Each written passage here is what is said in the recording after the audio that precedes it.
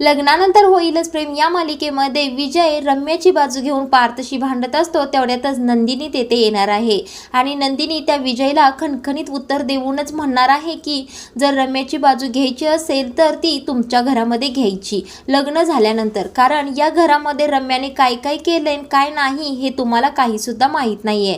त्यावेळेला विजय आता शांतच बसणार आहे।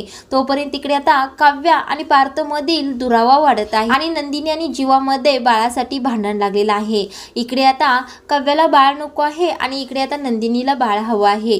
तर आता नेमकं काय घडतं आणि कसं घडणार आहे तेच आपण आजच्या भागामध्ये पाहणार आहोत। तर आजच्या भागामध्ये आपण असंच पाहणार आहोत की इकडे आता नंदिनी हॉस्पिटलमध्ये गेलेली असते आणि तिचे रिपोर्ट दुसऱ्या दिवशी येणार असतात। आता इकडे जीवा मात्र खूपच नाराज झालेला असतो, कारण नंदिनीचे वडील तिच्याशी नीट बोललेले नसतात। आता जीवा घरी येऊन खूपच चिडचिड करत असतो, नंदिनीला मानिनीला ओरडत असतो, वाटेल तसे बोलत असतो। त्यावेळेला नंदिनी जीवाला समजावण्याचा प्रयत्न करत असते, पण तो काही केल्याने ऐकतच नाही। जर मला मूल होणार नाही तर माझ्याशी कोण नीटच वागणार नाही का, असं म्हणून तो मानिनीला सुद्धा बोलत असतो। आता मानिनी सुद्धा बरंच काही उदाहरण जीवाला देऊन शांत करत असते। आता मानिनी जीवाला सांगत असते की अरे जीवा, तू एवढा अपसेट होत आहेस, मग समाजामध्ये ज्या बायकांना बाळ होतच नाही त्या बायकांना किती त्रास सहन करावा लागतोय हे तुला माहीत आहे का। त्यावेळेला आता नंदिनी सुद्धा म्हणते, हो जीवा, बाहेर अशा कित्येक तरी स्त्रिया आहेत ज्या मानसिक शारीरिक छळ सहन करतात कारण त्यांना बाळ होत नसतं, मग तुम्ही एवढ्या कारणावरून एवढी चिडचिड कशी काय करू शकता बरं। आता या दोघींनी समजावल्यानंतर जीवा पुन्हा नंदिनीशी आणि मानिनीशी चांगलं बोलायला लागतो। इकडे आता पार्थ आणि काव्या हॉस्पिटलमध्ये आलेले असतात चेकअप करण्यासाठी। आता काव्याला तिच्या पोटामध्ये एक जीव वाढत आहे याची जाणीव झालेली असते। आता ती पार्थला म्हणत असते, या बाळाला सांभाळण्यासाठी मी कितपत योग्य आहे हे मलाच कळत नाही, कारण माझा अभ्यास माझ्यासाठी सगळं आहे। IAS ची तयारी करताना माझ्या हातून कित्येक तरी चुका झाल्या आहेत, पण त्या चुका होत्या, इजा मला होत होती, पण आता इथे बाळाचा प्रश्न आहे। बाळाला जर मी नीट सांभाळू शकले नाही तर काय होईल पार्थ। त्यावेळेला पार्थ म्हणतो, मी आहे ना, तुम्ही का काळजी करत आहात। त्याच वेळेला तिथे आता रम्या आणि विजय दोघेही आलेले असतात। आता ही रम्या या दोघांना पाहून पुन्हा एकदा नाटक सुरू करते।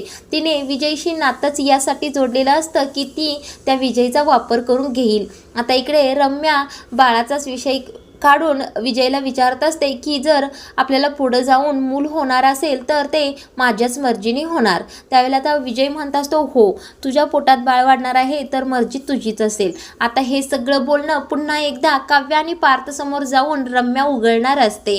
आता रम्याचा एकच हेतू असतो की पार्थ आणि काव्यामध्ये पुन्हा एकदा भांडण लागलं पाहिजे। आता काव्या आणि पार्थला पाहून रम्या विजयला घेऊन त्यांच्या समोर जाते। आता इकडे काव्याचा चेहरा पूर्ण पडलेला असतो आणि पार्थ सुद्धा थोडासा टेन्शन मध्ये असतो। आता तिथे येऊन विजय दोघांचं अभिनंदन करत असतो, तुम्ही दोघे आई बाबा होणार आहात। आता ही रम्या पुन्हा बाळाचाच विषय काढत काव्या आणि पार्थला सांगत असते की तुम्ही दोघे इथे आहात, मला माहीतच नव्हतं, आम्ही दोघे सुद्धा बाळाच्याच विषयी बोलत होतो। आता ही रम्या काव्याकडे पाहतच विजयला म्हणत असते, विजय, जर आपल्याला मूल व्हायला लागलं तर माझ्याच मतावर होईल ना। त्यावेळेला तो विजय म्हणत असतो, हो नक्कीच, तुझी इच्छा असेल तर आणि तुला हवं असेल तरच तो चान्स होईल। त्याला त्या काव्याला हे बोलणं विजयचं पटतं आणि पार्थकडे बघतच ती म्हणत असते, नक्कीच, प्रत्येक नवऱ्यांचं जर असं मत असेल तर किती चांगलं होईल। आता इथे विजय आणि रम्याचं बोलणं ऐकून काव्याला पार्थचा राग आलेला असतो,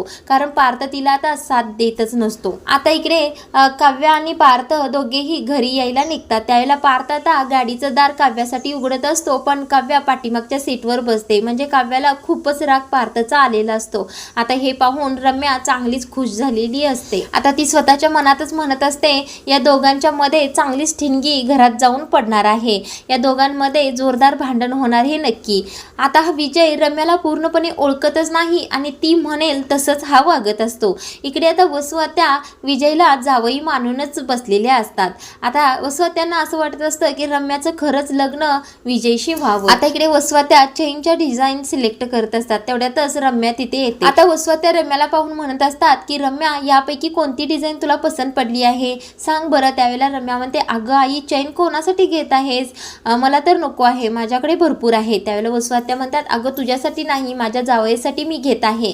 त्यावेळेला रम्या म्हणते, अगं कुणाला जावई म्हणत आहेस तू? आई तुला किती वेळा सांगितलं आहे, विजय माझा नवरा कधीच होणार नाही, फक्त पार्थच तुझा जावई होणार आहे, एवढं लक्षात ठेव आणि पुन्हा असं काही बोलू नकोस. त्यावेळेला वसुआत्या म्हणत असतात, अगं रम्या तू काय बोलतेस, काय वागतेस हे काही मला कळतच नाही. मग त्याच्याबरोबर आता बाहेर कशी गेली होतीस बरं? त्यावेळेला आता रम्या म्हणते, ते सुद्धा एक माझं प्लॅनिंगच होतं. आता इकडे रम्याने काव्याला पपई खायला द्यायचं प्लॅनिंग केलेलं असतं. आता हेच वसुआत्यांना कळतं. त्यावेळेला वसुआत्या रम्याला म्हणत असतात, अगं बाई तू काय काव्याला पपई खायला देणार आहेस का?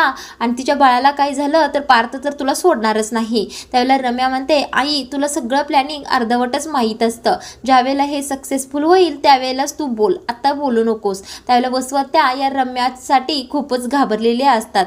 आता इकडे हॉलमध्ये काव्या अभ्यास करत बसलेली असते आणि तिच्यासाठी ही रम्या पपई घेऊन येते. आता इकडे रम्या काव्याला पपई देण्याचं नुसतं नाटकच करत असते, कारण तिचं वेगळंच प्लॅनिंग असतं. आता तिने विजयला फोन करून घरी बोलवून घेतलेलं असतं. आता रम्या विजय घरी आलेला पाहते आणि पार्थच्या समोरच काव्याला पपई द्यायला जाते. त्यावेळेला पार्थ रम्यावर खूपच चिडलेला असतो की तू माझ्या बायकोपासून आणि माझ्या बाळापासून लांब राहायचंच, पपई खायला देत आहेस त्याचा काय परिणाम आहे हे तुला माहीत नाही का? असं करून रम्याला तो खूपच जोराने ओरडत असतो. तेवढ्यातच हा विजय समोर येतो आणि पार्थचं बोट धरतच म्हणत असतो, माझ्या बायकोशी नीट बोलायचं, कारण आता ती रम्या नाही, रम्या विजय मतकरे आहे.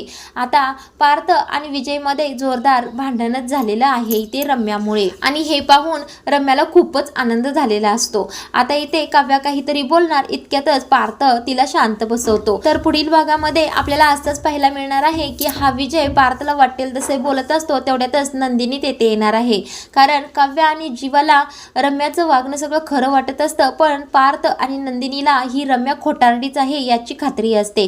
आता नंदिनी तेथे येऊन त्या विजयला उत्तरच देणार आहे की तुमच्या दोघांचं अजून लग्न झालेलं नाहीये, नुसता साखरपुडाच झालेला आहे, त्यामुळे लग्न झाल्यानंतर तुमच्या बायकोची बाजू घेऊन आमच्याशी बोलायला यायचं. आता नंदिनी विजयला सांगणार आहे रम्या काय आहे, तिचं खरं रूप काय आहे, तिने या घरामध्ये काय काय केलं आहे हे तुम्हाला काहीच माहीत नाही, त्यामुळे इथून पुढे पार्थांना या शब्दात तुम्ही बोलायचं नाही. तर प्रेक्षकांनो, या विजयचा वापर करून रम्या नेहमीच घरामध्ये असं काही ना काहीतरी करतच राहणार आहे. आता नंदिनी या विजयला तर शांत बसवतेच, पण इकडे जीवा पुढे तिचं काहीच चालत नसतं, कारण जीवा आता बाळ हवं असतं म्हणून सारखाच डिप्रेस होत असतो. आता नंदिनीला सुद्धा तो धीर देण्याचा प्रयत्न करत असतो, पण तो सतत चिडत असतो. आता इकडे नंदिनी जीवाला विचारत असते की जीवा, जर आपल्याला बाळ झालंच नाही तर तुम्ही काय कराल बरं? त्यावेळेला आता जीवा काहीच उत्तर न देता तिथून उठूनच जातो. आता जीवा असं उठून गेल्यानंतर नंदिनीला खूपच वाईट वाटत असतं की नेमकं काय घडेल हेच तिला कळत नाही.